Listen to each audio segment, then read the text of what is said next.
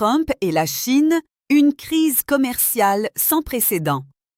Donald Trump est revenu au pouvoir aux États-Unis en janvier 2025. Très rapidement, il a annoncé de nouveaux droits de douane contre la Chine. Ces taxes peuvent atteindre 145% sur certains produits. C'est énorme! Jamais les États-Unis n'avaient imposé des taxes aussi élevées.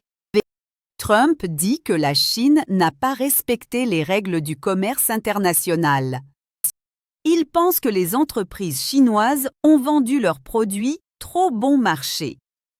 Cette pratique s'appelle le dumping et Trump veut l'arrêter. Beaucoup d'économistes américains sont très inquiets de cette décision.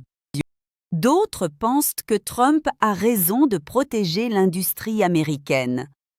Les entreprises américaines qui utilisent des pièces chinoises souffrent beaucoup. Elles ont dû augmenter leurs prix et les consommateurs paient plus cher.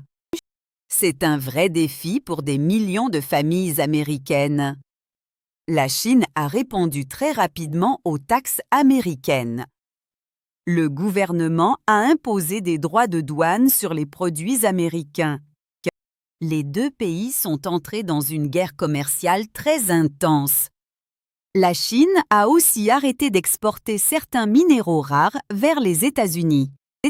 Ces minéraux sont essentiels pour fabriquer des téléphones et des voitures électriques. C'est une arme économique très puissante pour la Chine. Les entreprises technologiques américaines sont très préoccupées. Elles ont besoin de ces matériaux pour continuer à fabriquer leurs produits. Les bourses mondiales ont beaucoup baissé à cause de cette crise. Les investisseurs ont perdu beaucoup d'argent en très peu de temps. La situation économique mondiale est devenue très instable. Des négociations ont commencé entre les deux pays, c'est une bonne nouvelle. Des représentants américains et chinois se sont rencontrés en Suisse. Les deux côtés ont accepté une pause de 90 jours. Pendant cette période, les taxes ont été un peu réduites. Les deux pays ont montré qu'ils voulaient vraiment trouver un accord. Mais les grands problèmes ne sont pas encore résolus. La question des technologies et des semi-conducteurs reste très difficile. La situation à Taïwan crée aussi beaucoup de tensions entre les deux pays. Le monde entier espère que les négociations vont continuer et réussir. Un accord durable serait formidable pour toute l'économie mondiale. Les prochains mois seront très importants pour l'avenir de ces relations.